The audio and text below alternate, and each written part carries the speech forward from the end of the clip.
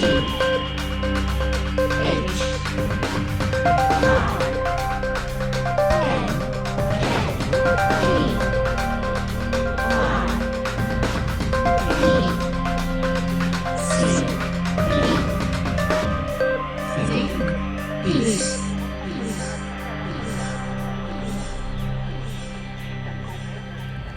and welcome to episode 1 of Think Piece with me, Max Burnell. Think Piece is an eclectic podcast of in-depth interviews. I'll be speaking with a wide range of experts in fascinating fields, ranging from philosophy and technology to psychology, politics, music and media. To begin the series, I'm going to take a look back at some of the more interesting interviews I've conducted over the past few months. The topic we're going to dive straight into is the heated debate of digital privacy and national security. In this episode, we're going to be hearing from Professor Anthony Glees. He holds the position of Professor of Politics at the University of Buckingham, where he directs its Centre for Security and Intelligence Studies, one of the largest centres of its type in Europe. Professor Glees is well known for his rather strong opinions in support of national security over privacy. So much so, in fact, that he's a go-to contributor for the BBC to represent this line of thinking. A staunch supporter of the Snoopers Charter, Anthony explains that he thinks Edward Snowden is, quote, a traitor and a creep, and that the privacy argument is ridiculous. In the interview, he makes some interesting points. I'm not entirely sure how much I agree with him, but he has an excellent sense of humour, and his rather opinionated views make for an entertaining interview, which I hope you will enjoy. Just for a bit of context here, this was recorded just after the Apple vs FBI face-off, and while the Snoopers Charter was just going through committee stage. So, I hope you enjoy. Professor Glees, thank you ever so much for speaking with me. Real pleasure. Okay, so first off, I suppose, do you believe that we need to make a trade-off between liberty and security? In your view, does security ultimately trump the privacy card? Well, I think there's a philosophical answer to this, and I think there's a practical political answer to it. And I think the philosophical answer to it is that, yes, you do have to make a trade-off to choose to live in a completely free way inevitably would mean that you were transgressing on the freedoms of others. But in a philosophical sense, you can imagine what living a totally free life might mean, and you can see how that would impinge on the security of others. So I get the point as a concept, but in the real world of politics, the practical world of politics, I don't believe that you do need to make a trade-off between the two things. There can be no liberty without security. You can have security without liberty, of course. You had that in the Third Reich, you had that in the Soviet Union, particularly East Germany. I've written about East Germany. Most people felt oddly safe when you spoke to people in East Germany after the collapse of the Berlin Wall, and when Germany became a single nation again. You could speak to many people who actually complained about the fact that under communism, you didn't have to lock your front door, you could leave your car key in your car, and there was very little crime and this, that and the other. And yes, some people were taken away by the Stasi and locked up for their political beliefs, but most people weren't involved in that. So yes, you can definitely have security without liberty, but you cannot have liberty without security, because there are people out there who wish to manipulate and society and the freedoms of democratic society for their own wicked purposes. And that's why in the real practical world of politics you need laws to protect liberty, and you have to fight hard in order to ensure that liberty is not taken away from you. So in a sense, do you feel that it's almost a false dichotomy, having to choose between these two? Very much a false dichotomy. And for people who are of a philosophical frame of mind. It's a bit of a fairy tale fantasy journey to look at the two in this way. But for those people who seek to undermine our free society, they use the concept of their liberty and their freedom as a means to destroy the liberty and freedom of others. And these are the really dangerous subversives who want to undermine our values, and these are the people who need to be kept in check. So on the whole, is it fair to say that you're supportive of intrusive spying or surveillance capabilities? Well, what I'm strongly in favour of is keeping people safe. Britain is the safest country in the Western world. We saw in Brussels, the security community, it was very fractured, bits of it didn't speak to each other, totally dysfunctional, and allowed an awful carnage to take place. We saw the same thing in France, and in both countries there was a strong culture which said liberty is more important than security, free speech is more important than free speech under the law, and so forth. I believe in having a security community that delivers security but lawfully. That's a really important issue. It's not a security that breaks the law. It's not a security that is unregulated by the law. It is security that is lawful. Now, the reason that Britain is the safest country in Europe, perhaps in the Western world, is because Britain has the most intrusive security and intelligence community, lawfully so. The latest bill, the Interception of Communications legislation that is going through Parliament, the Investigatory Powers Act, will not only lawfully establish what our secret agencies can do, but it will give them powers that go far beyond the powers given to any other intelligence community anywhere in the free world, including the United States of America, perhaps especially including the United States of America. And am I in favor of that? Yes, I am, because the laws make it clear who are the targets. The laws make it clear that there are heavy penalties for people in our security community who might go fishing, for example, and might look closely at people against whom there were no suspicions of any kind. And you've got a new double lock system. I was not worried about the previous system. I thought the Regulation of Investigatory Powers Act 2000 was actually perfectly fit for purpose. But I accept what David Anderson QC said about it. I admire him. And he said, the law was undemocratic, unnecessary, and intolerable. What he actually meant was that the law as a body of law was unnecessary, undemocratic, and intolerable, because there was so much of it and it couldn't be understood and it was a jumble. He didn't actually mean the activity itself was intolerable, unnecessary, undemocratic, although that's how many people took it. So what we have now is a new law.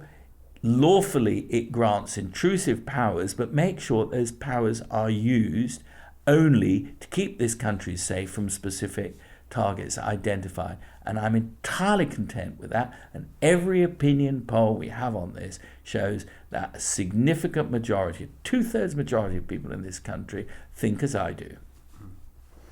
Okay, so in that case, what would you say perhaps to someone of a more liberal disposition, or perhaps a privacy campaigner? They seem to be quite vocal in this argument, who believe that freedom and privacy are the most important aspects of our culture.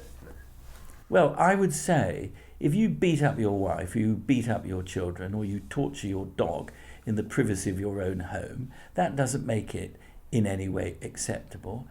I think this sort of privacy argument is utterly absurd. And these people dance around two issues: that privacy is extremely important, and that people like me want to take away privacy and want to spy on every person in their own sitting room, and that the investigatory powers that our secret agencies have mean that every single person is under investigation. Well, that takes one back to this point about communist East Germany. There, the secret state was absolutely enormous. I think 1 in every 5 people was paid by the Stasi in one form or another. But what we do is not spy on everybody.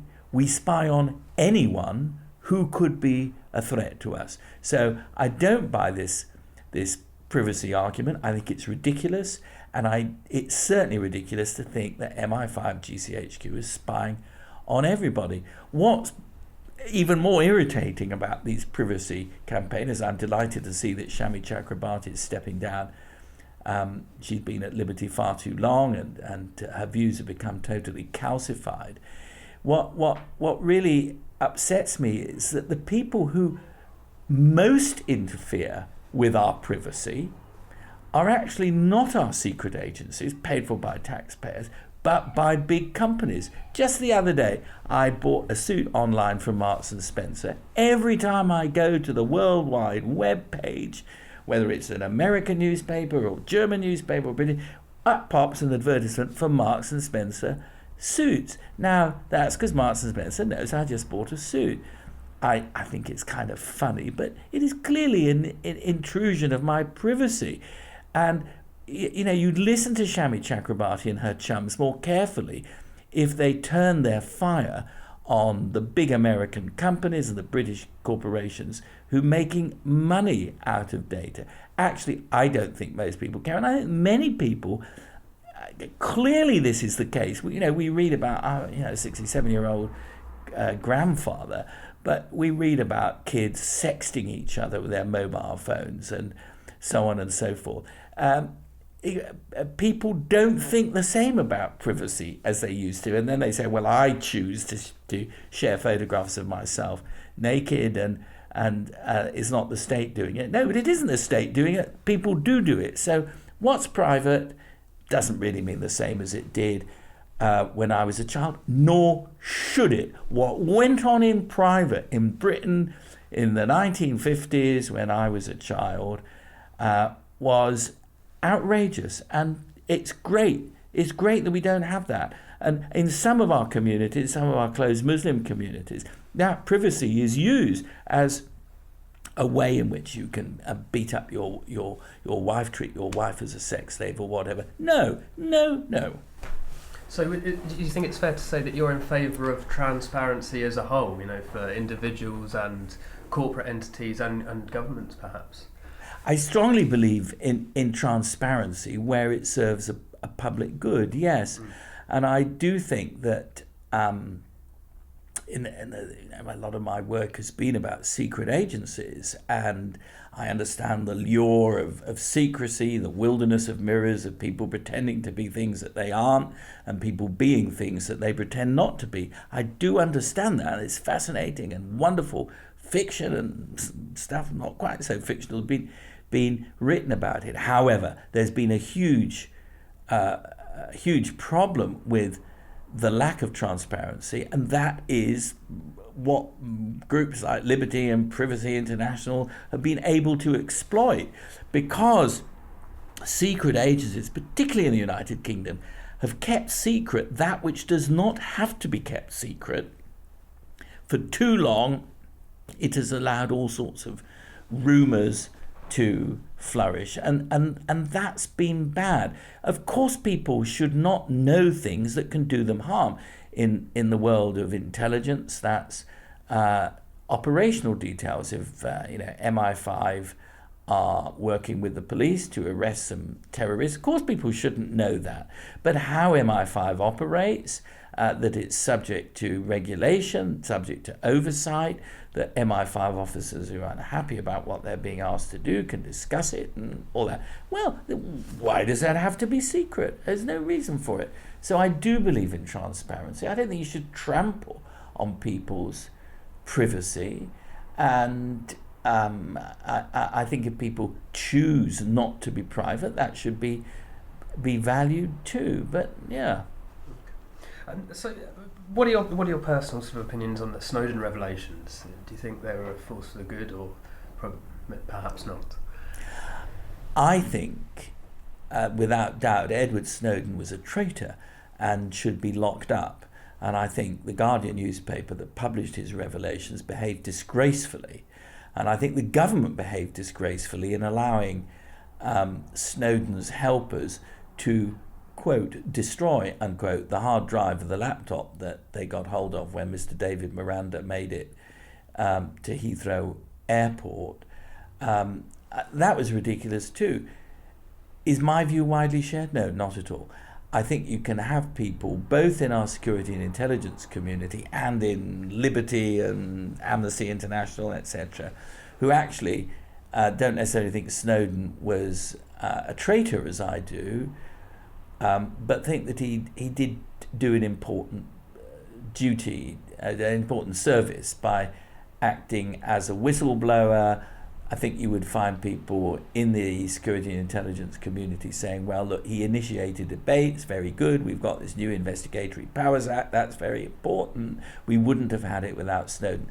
As I say, I think the previous bill, REPA 2000, did a perfectly reasonable job.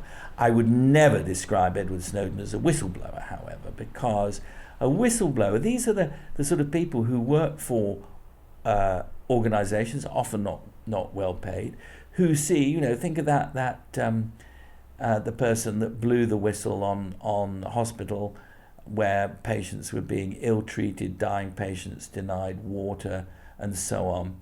That person did blow the whistle, shed light on a terrible wrong being done to people, and will never get a job again in her life. Now, these are the whistleblowers that I think we should value in our society, and in any organisation, even my own organisation, the University of Buckingham. Of course, there are things that go on, often things that affect me perhaps, that I think are wrong and that I work hard to try and have them righted.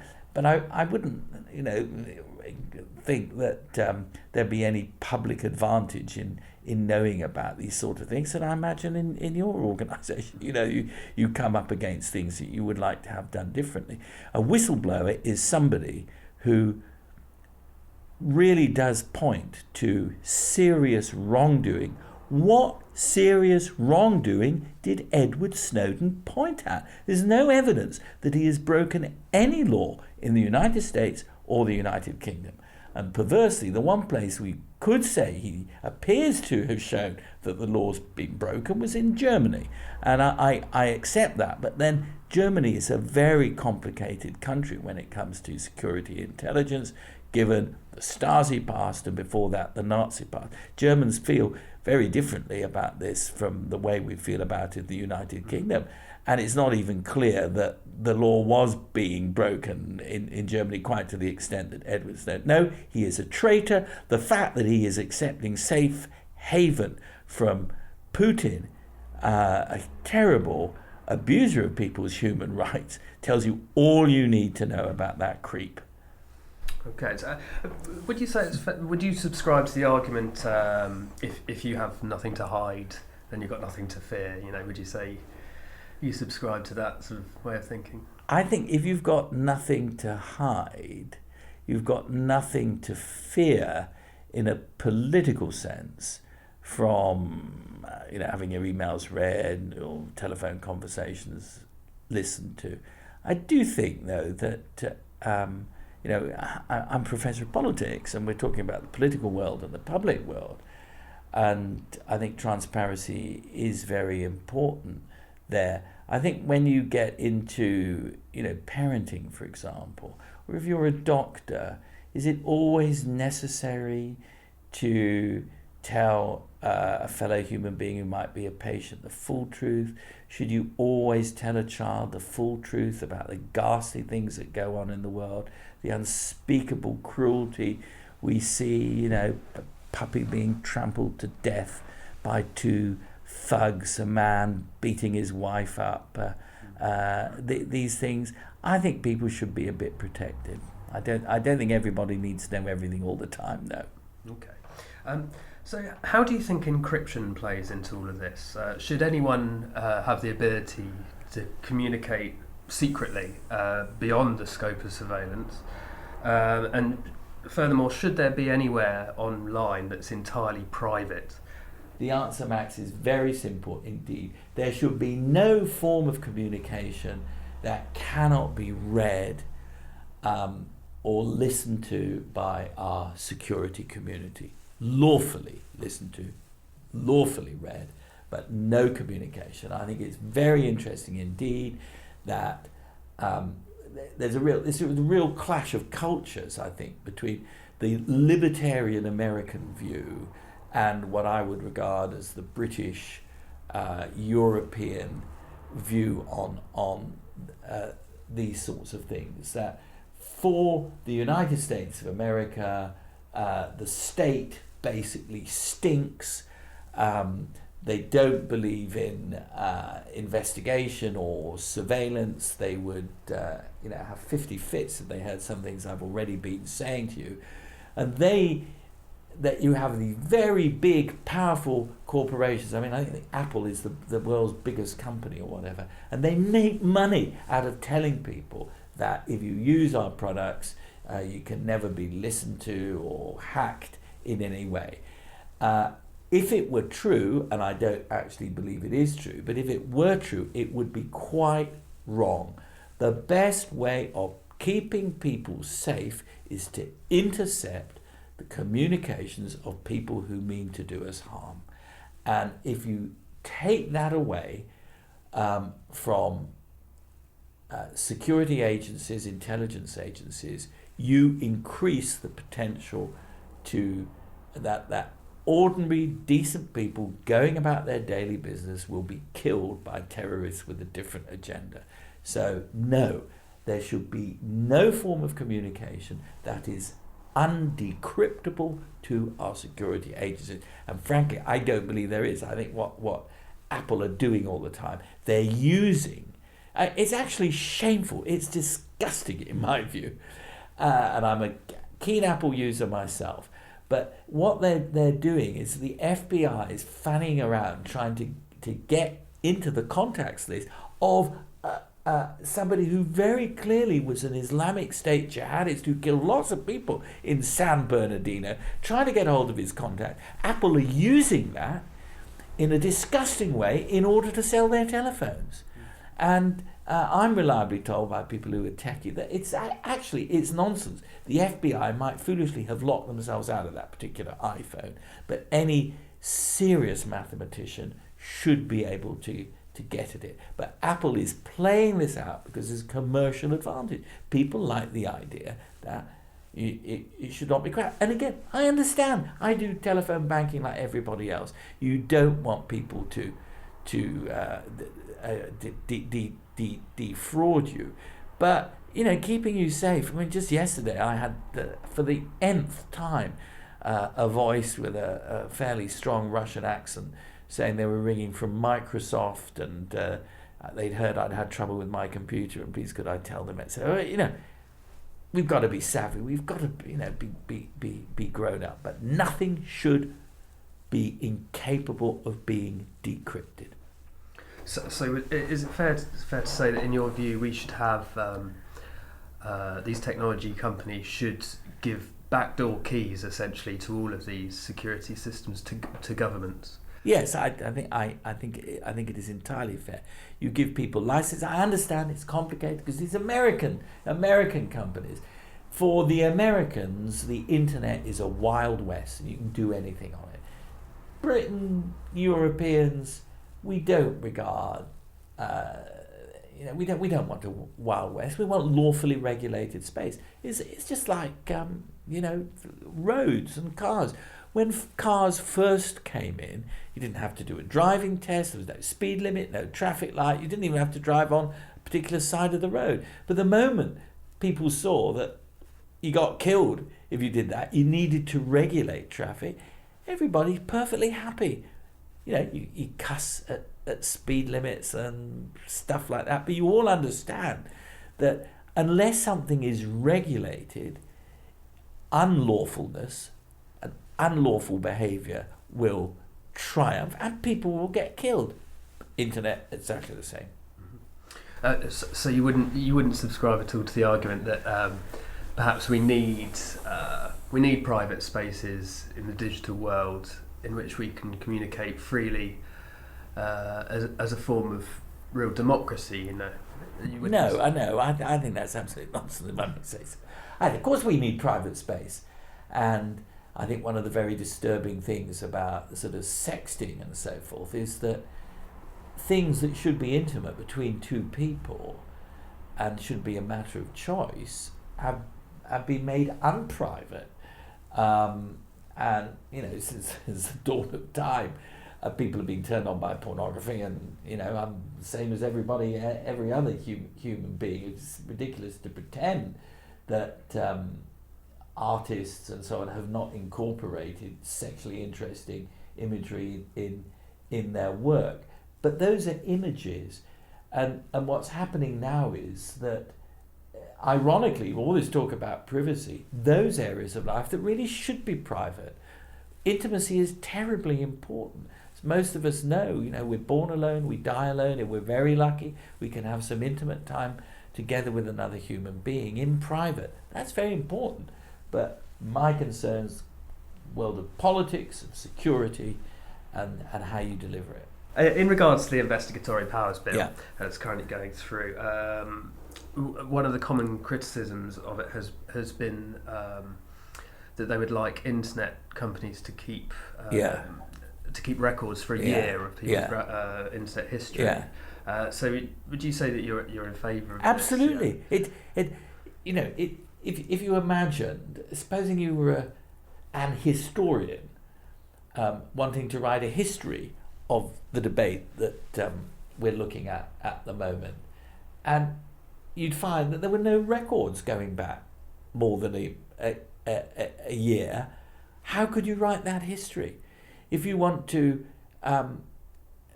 research with modern methods, DNA methods, a crime, a murder that may have been committed 10 years ago, if the records are wiped out, you know, what on earth is the purpose of this? I'm also strongly, I'm very keen on Europe. I very much hope the people of this country don't get lured into the Brexit camp, although I fear it may happen. But you do, you know, just because the European Parliament does it doesn't mean it's wonderful.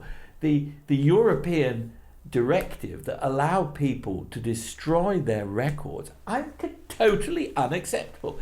That's what's Orwellian. It's not Orwellian to want to keep your country safe under the law by targeted surveillance. Changing the past, removing the past, destroying history, excuse me, that's Orwellian. Okay, so you wouldn't. One of the arguments is that by keeping such a database, you're effectively creating a honeypot, which is going to be attractive to people who wish to do us harm. Do you understand that argument? Yeah, well, I kind of understand it, but I don't think that. I think, again, what you have, just as you have extremist recruiters using the idea of free speech on campus, which doesn't mean that's free speech under the law, and academic freedom is freedom for academics, not for students, not for people visiting campus. It's a camouflage. They're using this as a camouflage to do their subversive and insidious work.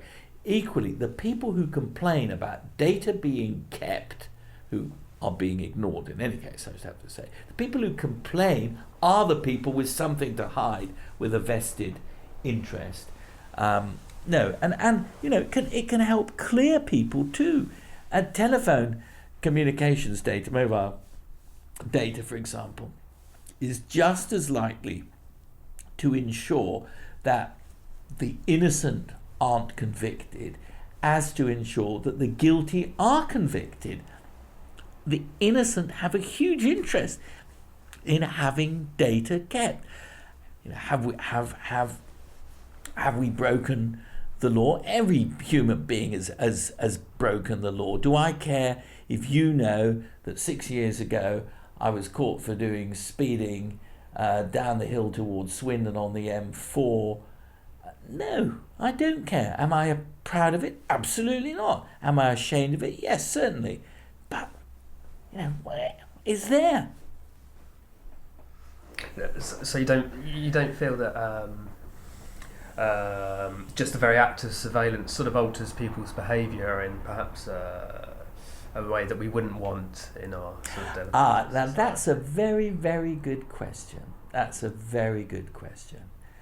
And if I had another half an hour, I would like to explore it with you. Is our behaviour being altered by the record of our behaviour in data? I think it is. I think, speaking as a professional academic, I'm 67 years old.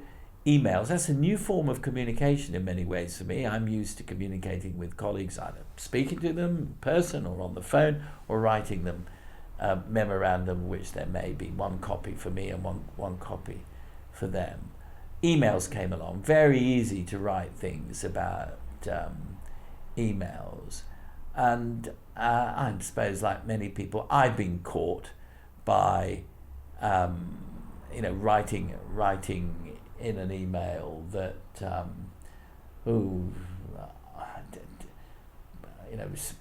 senior colleague caused me considerable trouble by turning up for work and yelling at everybody, etc.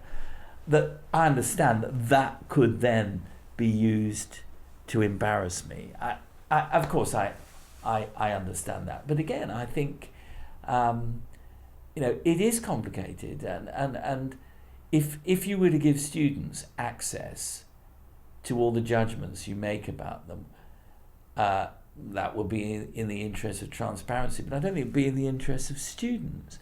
And I'm kind of old-fashioned, I hope ethical about that. I believe strongly I owe a duty of care to my students. That's an ethical thing. And it may sometimes mean that I have to make a judgment on them, which they won't be aware of. It's very important for teachers, university or school teachers, that their students should never know whether those who teach them may, for no good reason at all, harbour antipathy towards them, for example. You can't teach them. It's like a doctor. You can't treat somebody if you dislike them. You may dislike them, but being professional means that is totally removed from the equation. So I think the awareness that probably there is nowhere electronically you can keep your opinions safe, I think that has changed and will change professional opinion even more. I think that's the case. My answer, of course, is that people should go back to writing down things on pieces of paper, and I do. And writing with a fountain pen is one of the great pleasures of life, much nicer than tapping away on a MacBook Pro. Interestingly, I was talking to an encryption expert, and he said the safest way is always still just to meet in the back of a pub, Yeah. For all of the technology, it's still the best. Absolutely. Okay. If you have any really important thing in life you need to do, it's always got to be face to face, whether it's falling in love or sending a secret message. So there you have it. Make of his reasoning what you will. But Professor Glees was an excellent interviewee, and, to be honest, I admire his conviction to his cause. Next time we'll be continuing with the privacy security debate, where we'll be hearing the opposing argument from Director of Campaigns at Privacy International, Harmit Kambo, so stay tuned for that. If you'd like to get in touch, send an email to contact.thinkpiece@gmail.com. Thanks for listening. Until next time, take care.